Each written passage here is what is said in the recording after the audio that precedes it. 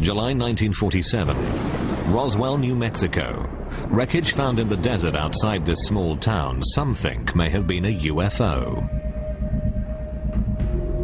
The question is, are UFOs real? The answer is yes.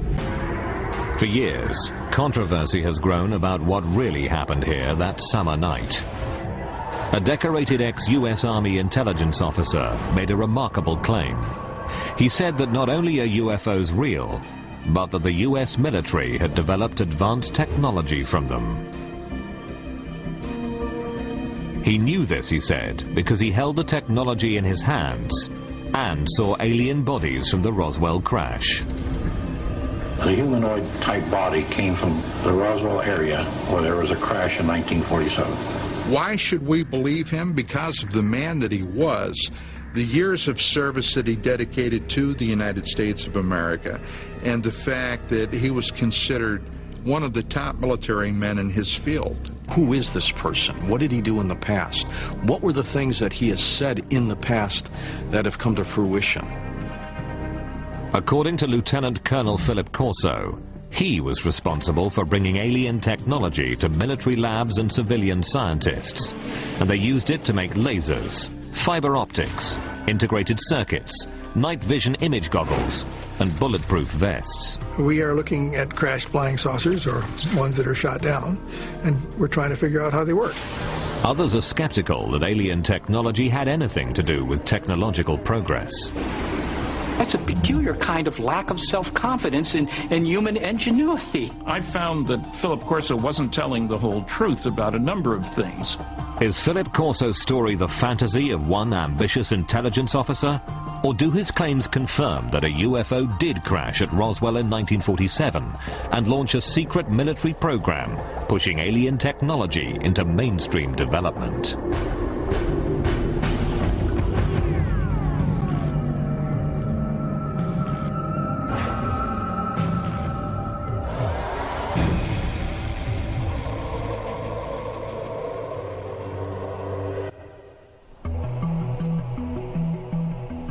Summer 1947. Major Philip J. Corso was on patrol at the Army base at Fort Riley, Kansas, when he encountered something that challenged everything he knew.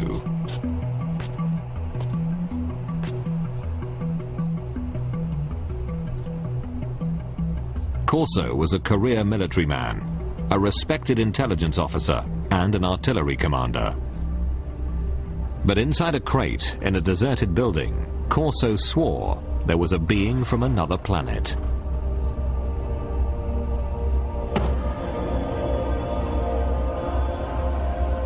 Corso would publish an account of this and other revelations in a book called The Day After Roswell, a New York Times bestseller in 1997. In one of his book signings, 5 colonels came to him and verified that my father was right on with everything that was written in the book. Corso died in 1998, but the material he presented in his book is still controversial. This is the full story of his military career and his startling UFO allegations.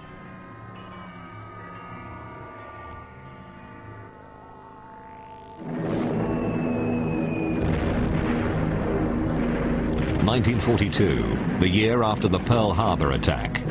Philip Corso, a small-town boy from Pennsylvania, was drafted into the Army. During the Second World War, he trained as an intelligence officer, and afterwards, at the age of only 29, became a spy hunter in Rome. His mission? To seek out and terminate Soviet agents. When the United States Army occupied Rome, what they wanted was make sure that the post-war government would be a friendly government, not a communist government. A position with a lot of authority behind it. The man was regarded as an up-and-comer. By April of 1947, Corso returned to America for additional training at the U.S. Army's intelligence school at Fort Riley.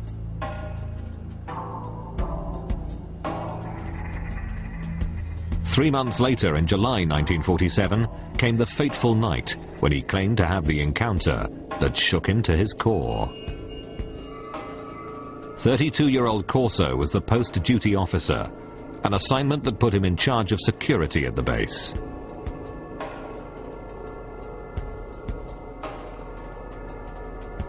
That evening, Fort Riley was buzzing with rumors. 5 trucks containing debris from a mysterious aircraft accident in Roswell, New Mexico had arrived.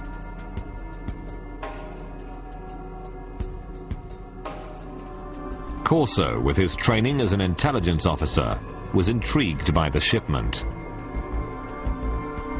At about 11 p.m., Corso says he entered the building where the Roswell shipment was stored. A guard on duty told Corso that he had already looked into one of the crates and couldn't make sense of what he'd seen. Corso then said he had a look for himself. And he sees these, they look like coffins. They're little, they're like kid coffins. He can't figure out what that is. So he goes and he picks up the tarp. It looked like a thin body, and a humanoid with a sort of a big head on it and eyes, but not too long, and not the shape of it was not as wide, as I say, as our bodies are. Corso says this was his first encounter with extraterrestrials, but it would not be his last, nor his most significant. Later, he would be given top-secret files and alien artifacts that he claims generated a new technological world order.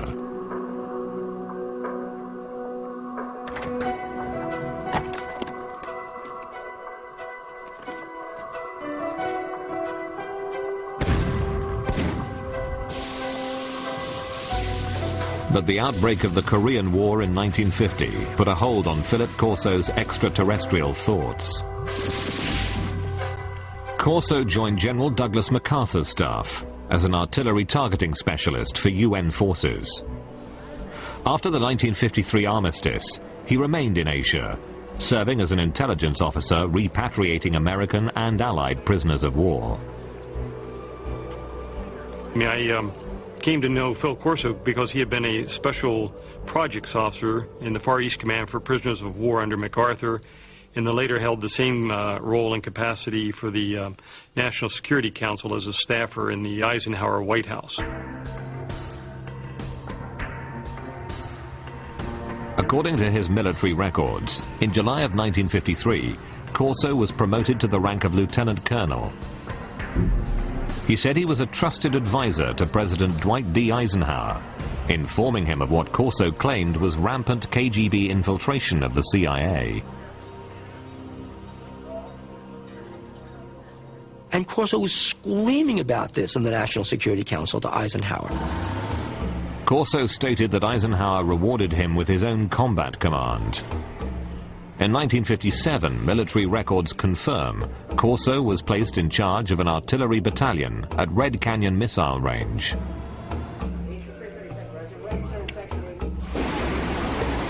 By October of that year, Corso commanded the battalion in West Germany, where he developed new targeting strategies for nuclear strikes. He's shown he can do the one thing, he'll follow orders, but he's shown initiative. He had sole command of a nuclear weapons battery. Now, in the event that war would have broken out with the Soviet Union in the 50s, when Corso was in Germany, he would have had sole authority to release his nuclear weapons. But after Corso returned from Germany, his career dramatically changed direction. The gifted intelligence officer, fearless spy hunter, and artillery commander who controlled the world's most powerful weapon became a reservist in the National Guard.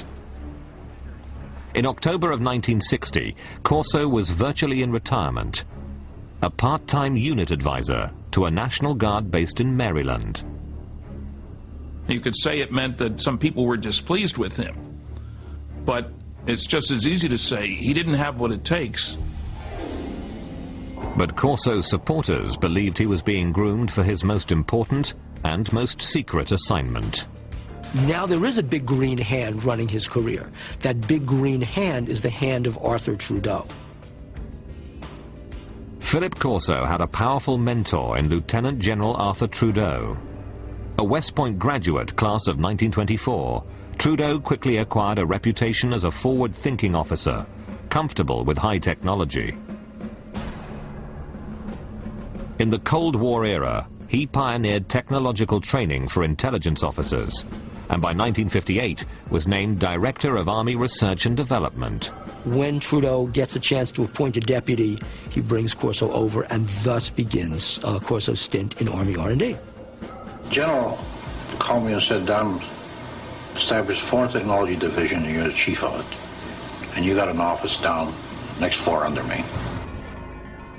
At this point in his career, Corso's history is easily verified by examining military records. Look, he did work in the Pentagon. His office was there. I have the roster. And he worked for General Trudeau, and he certainly knew him well. There's no question about that. But after his Pentagon appointment, the trail of his career is harder to follow, and his assertions were more difficult to confirm. Corso wrote that his Pentagon job entailed analyzing captured foreign military hardware, such as helicopter armament developed by the French, or the British efforts to build a vertical takeoff and landing fighter.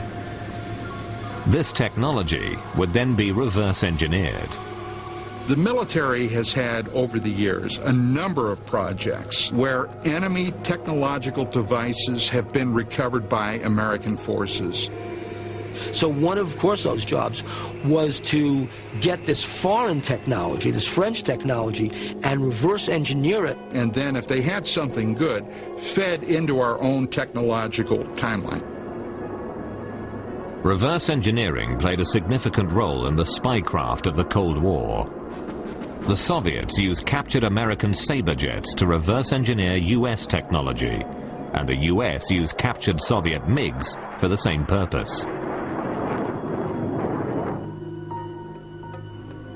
But if Corso's routine job involved examining technology from abroad, his task would soon change.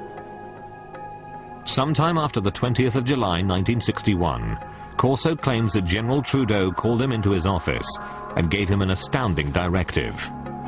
Examine technology captured from the 1947 alien spaceship crash in Roswell.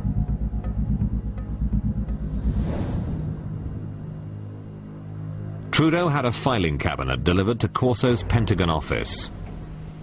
Inside, Corso says, was proof positive of aliens visiting Earth and alien technology that Corso insisted he used to change the world.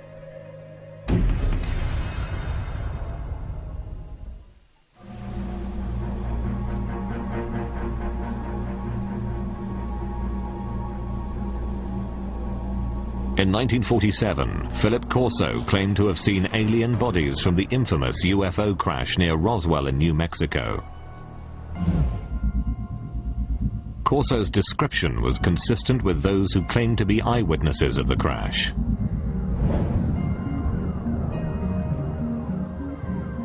The aliens, according to these witnesses, were 4 small human-like beings with 4-fingered hands, thin legs and feet, an oversized head, and large almond-shaped eyes.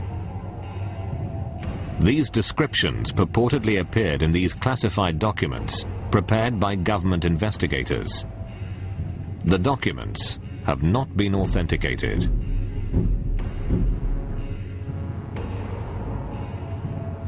Corso insisted that he told no one about what he saw at Fort Riley. But in the summer of 1961, the 46-year-old lieutenant colonel was assigned to a Pentagon project that would force him to recall his experiences.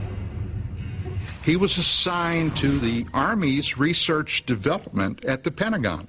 Once again, a position with a lot of authority.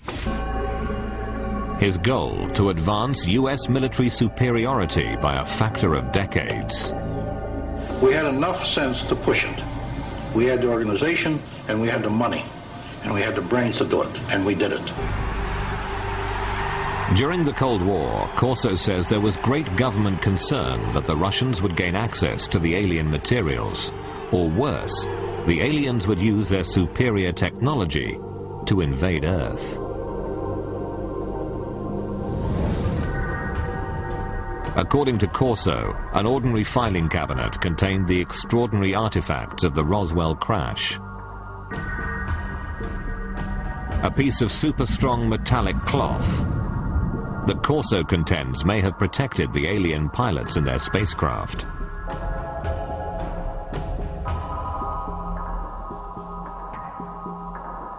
A tube that appeared to shoot a searing red light.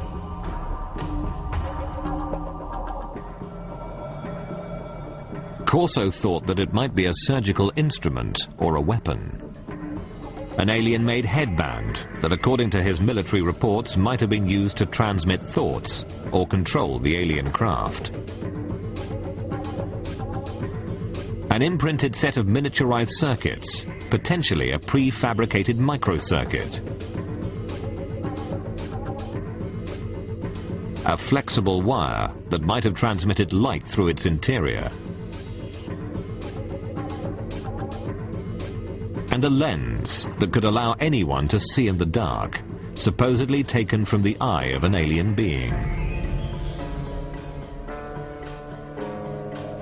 To better understand the puzzling contents of the filing cabinet, Corso claimed to immerse himself in classified government documents reporting on alien technology supposedly found at Roswell. According to the reports that Corso claimed to have read, some of the world's foremost scientists, men like Werner von Braun and J. Robert Oppenheimer, had access to the Roswell crash site. Corso says that Lieutenant General Trudeau allowed him to assemble his own A-list team. You will put on that team anybody that you want. Engineers, scientists, and even I told the Germans. Told them I'll take a couple of Germans too, in addition to the U.S. scientists. Based upon his close readings of the Roswell reports, Corso claims to have developed his own theories about how the alien craft may have functioned. What Corso said was that the spacecraft had a way to jump. It didn't fly from wherever it came from to here, it jumped. And he said that's all they knew, that there was a wave around the spacecraft that allowed it somehow not to be a spacecraft, but a time machine. And the reason is that to travel the kinds of vast distances it had to travel, it had to leave what we understand in physics as a space-time continuum, drop out of that, and suddenly reappear in a new spot.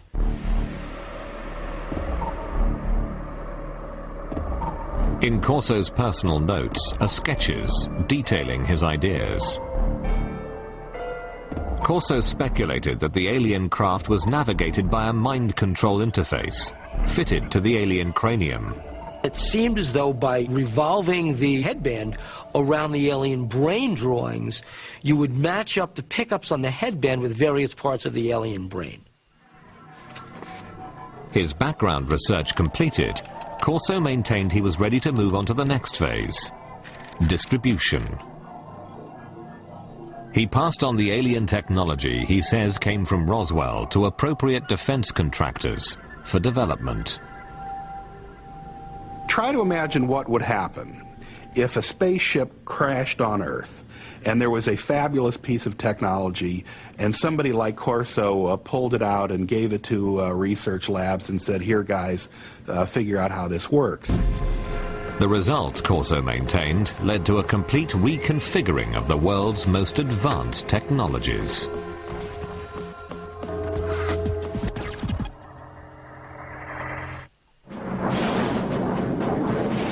In the early 1960s, America's military might was directed to fighting the Cold War.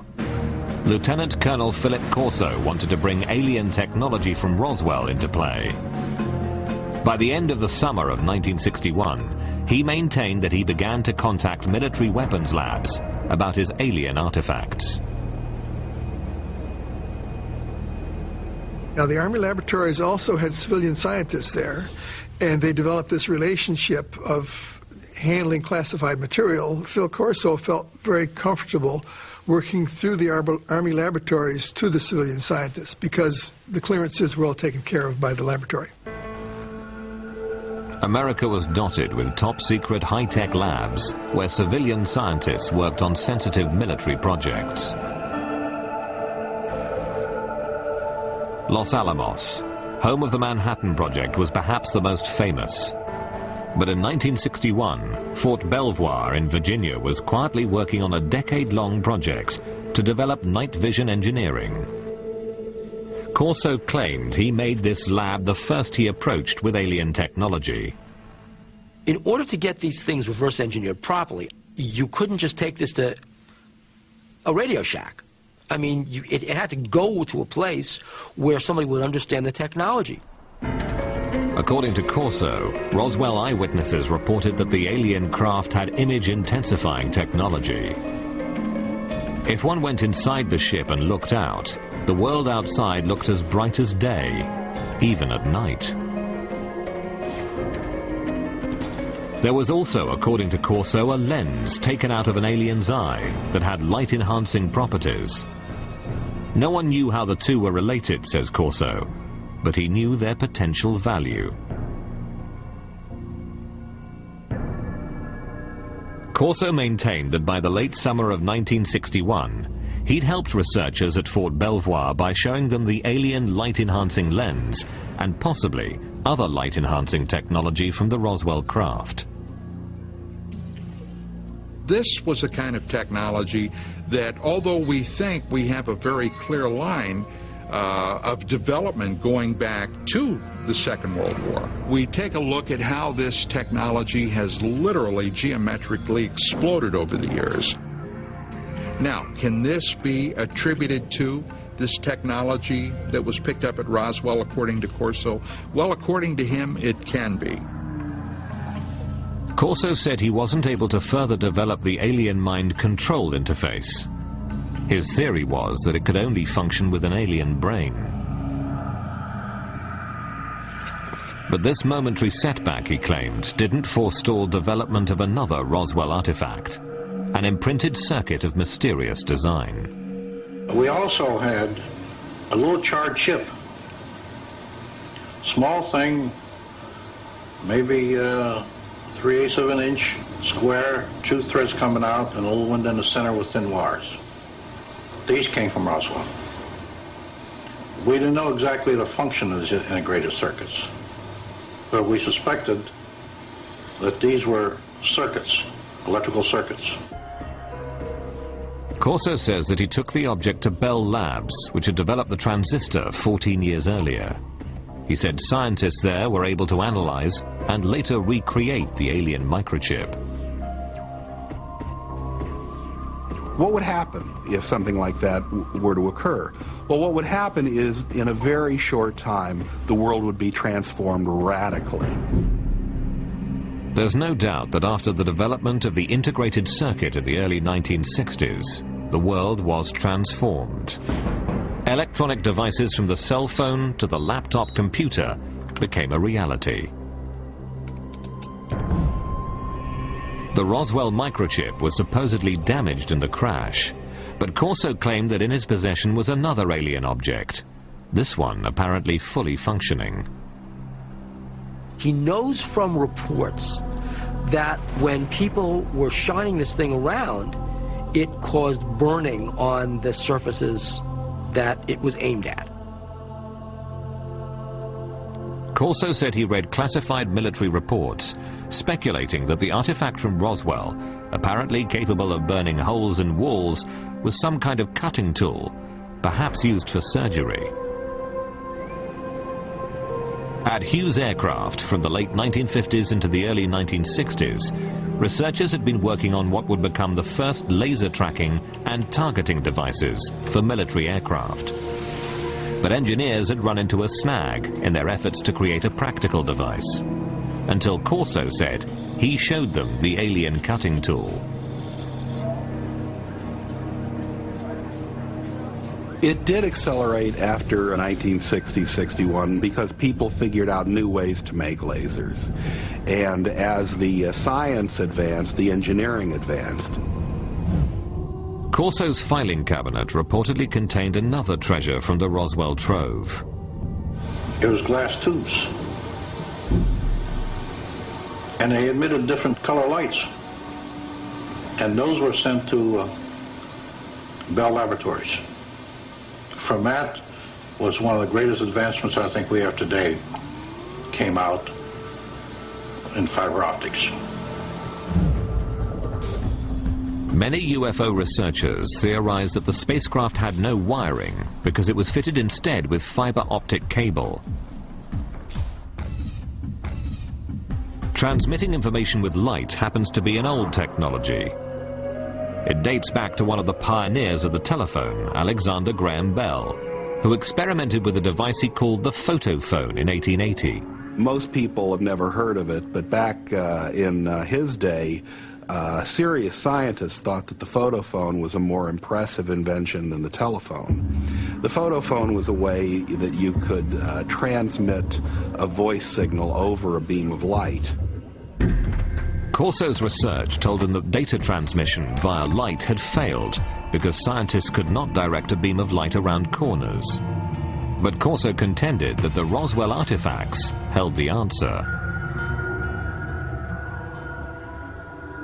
They were looking at this glass fibers and saying, wow, the light actually turns a corner. How can light go in curves? And then they concluded the reason for that was because it had a cladding wrap on it. The cladding was the key discovery you had to make in order to make fiber optics work. Although it would not be until the 1970s that fiber optics were in general use, UFO researchers believe that the cladding wrap on the alien artifact, an outer covering on the fiber that guided the light, made it possible for earthly fiber optics to advance. Corso also said he examined some curious super-strong fibers that his military reports claim came from the aliens' flight suits. The first thing of the fabric that amazed me was a thread that I couldn't cut with a razor blade. Just a thread. In his book, Corso offered a theory about the fibers composing the alien flight suits. The alien bodies, probably the more vulnerable aspects, were protected from what had to be incredible energies by the super tenacity of the fabric, which somehow formed a shield. And Corso said they didn't put these on, they were woven around them. In other words, they spun them like a cocoon.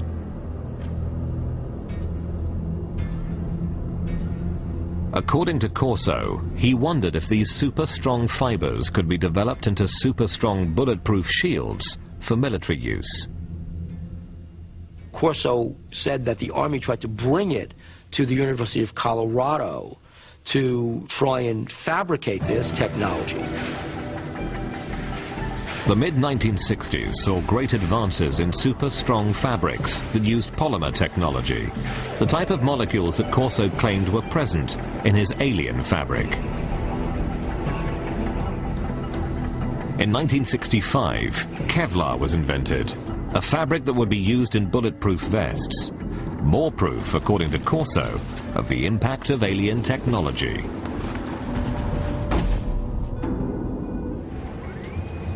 It's nice to think in terms of one heroic person leading us into the new world of far-out technology learned from saucers. That sounds great.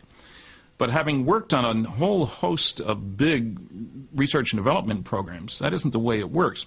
Look, on the aircraft nuclear propulsion program, we employed 3,500 people. 1,100 of them were engineers and scientists. We were spending $100 million a year. That's the kind of effort it takes to develop new technology. And that was in 1958 dollars at that. Corso claims that the laser jumped from theory to practice after scientists examined the device found in the Roswell crash debris. But to science historians, that's science fiction. Well, the laser is a good example of an invention that doesn't really have a single eureka moment where somebody gets a brilliant inspiration and then they go down into their basement workshop and 15 minutes later they've hammered together a laser. The laser really began back in 1951 when a physicist from Columbia University was taking a walk in Washington. That physicist was Charles Townes. And I woke up early in the morning worrying about why hadn't we been able to get anywhere. It was before breakfast, so I went out and walked out in the park, sat down in the park. Suddenly I said, hey, wait a minute. We can get a whole collection of molecules all in excited states with excess energy.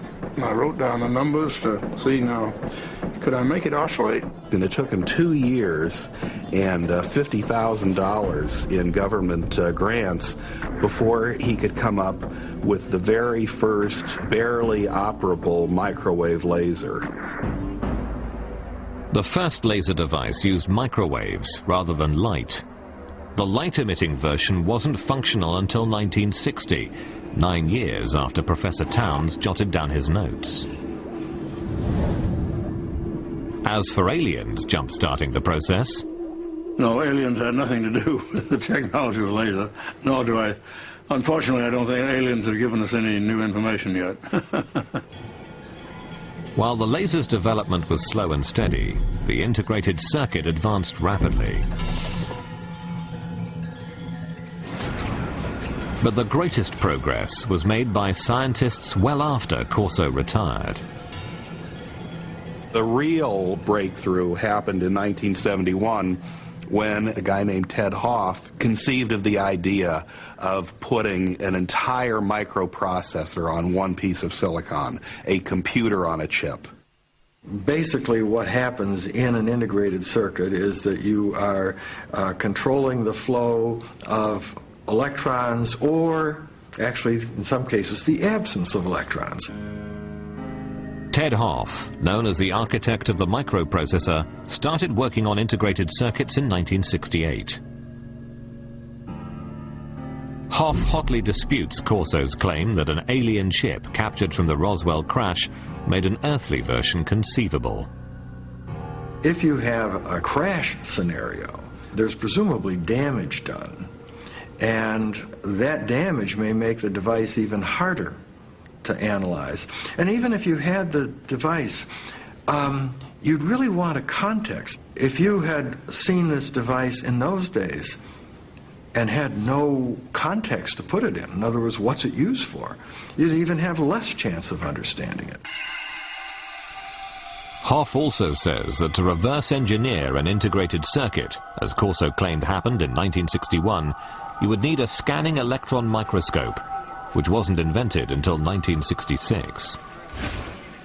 Even looking at devices today, the resolution of the devices are such that ordinary optical microscopes really don't reveal them. So you'd need something more sophisticated. I don't think at that time anybody would have been able to figure out what it was.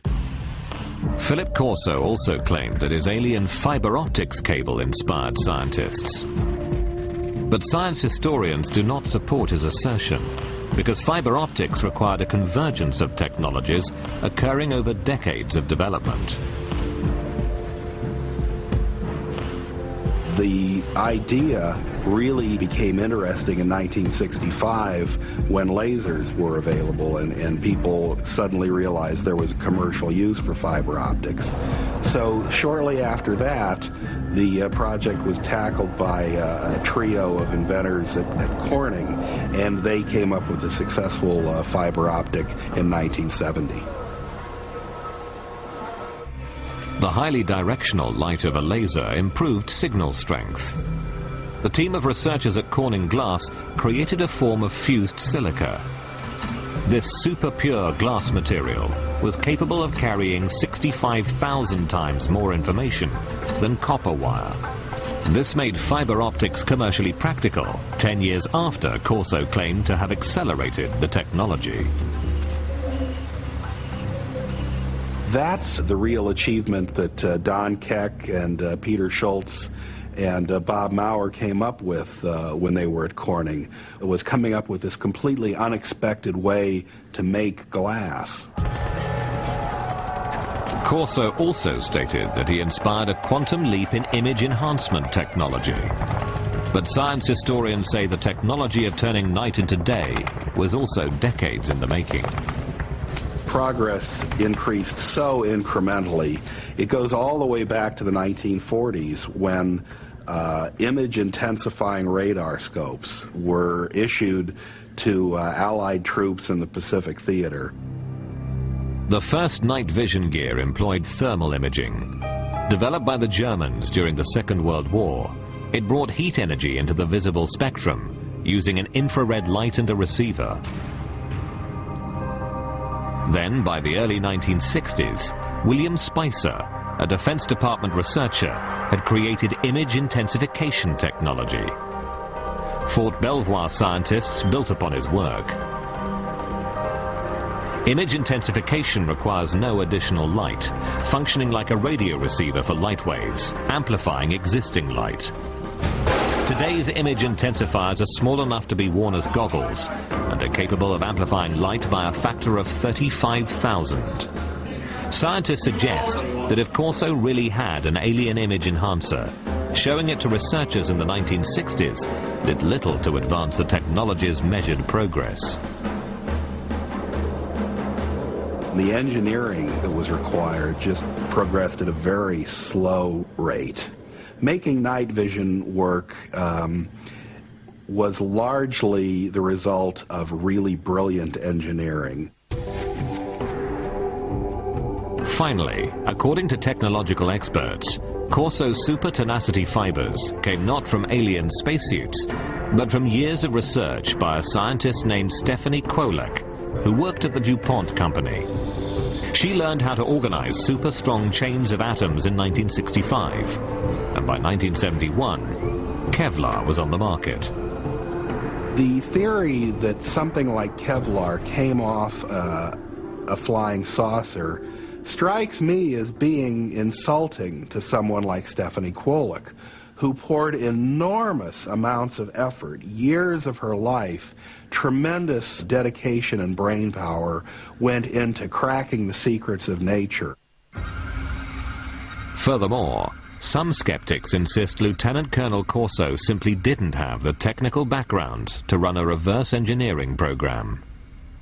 I read something he'd written years ago and found that it was not high-tech. I worked for General Electric, Westinghouse, General Motors, TRW Systems, McDonnell Douglas, with lots of technical people. I'm a physicist myself.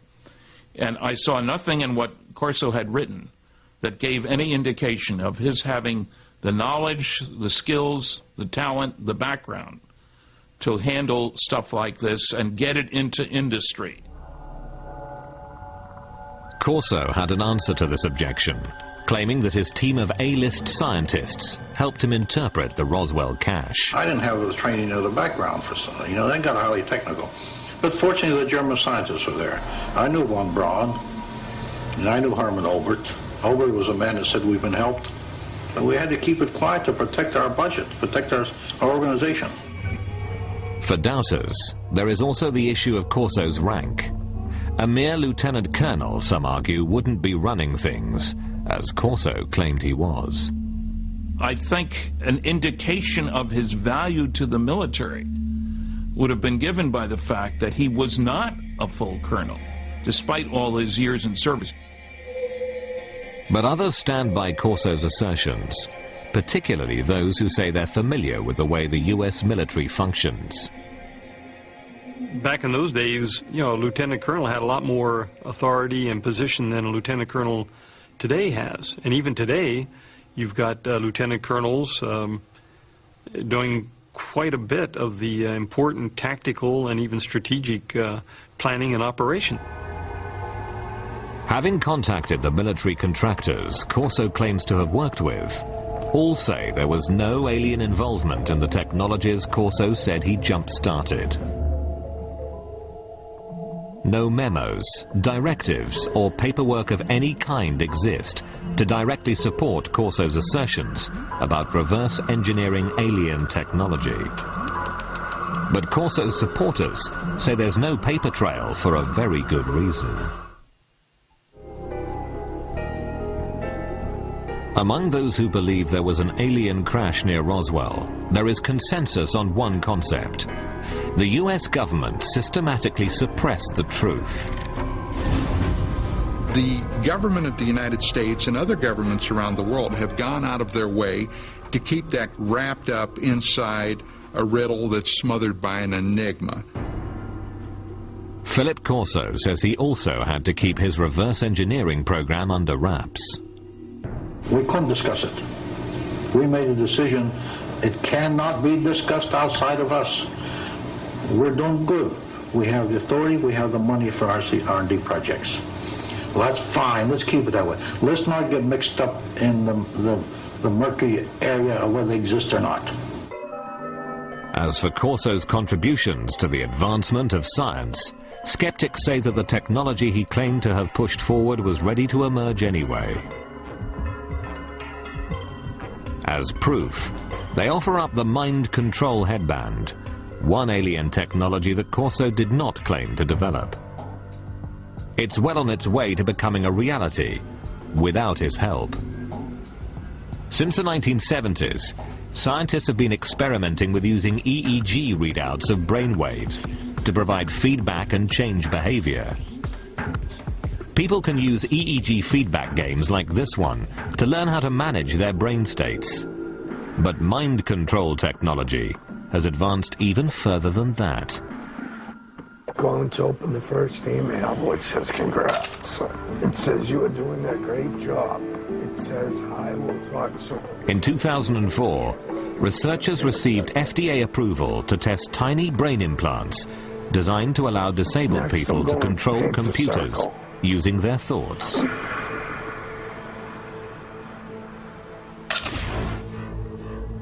UFO researchers say the government's supposed cover-up may forever obscure the facts of Roswell, and therefore also obscure the truth about whether alien technology played a supporting role in the development of fiber optics, super-strong fabrics, lasers, integrated circuits, or battle-ready image enhancement. Some people think that, for example, aliens intervened in 3500 BC in Egypt to help the Egyptians build pyramids. You know, well, doggone it, the Egyptians of 3500 BC were fully capable of putting big blocks on top of other big blocks, right? If the Egyptians had suddenly developed cell phones or something like that, then I would say, okay, there's intervention there. But that's not what they did. But while Lieutenant Colonel Philip Corso might be questioned, his ideas deemed controversial, and his predictions dismissed as the stuff of science fiction, his impact on those who believe in UFO legend is still significant. The military, the Pentagon, the government of the United States does not give that type of authority to a loose cannon. This man was highly regarded, highly respected. At my age, what do I have to lose? I have to let my grandchildren and my children know this, because how long will I be around yet? And when I go, it goes with me. There must have been many days that Philip Corso said to himself, why me? Why do I have this information? And again, I think that's one of the things that probably plagued him for so many years. It's pretty difficult to keep a secret like that within yourself. Even today, only 10% of the story is told, my father says. The rest is classified.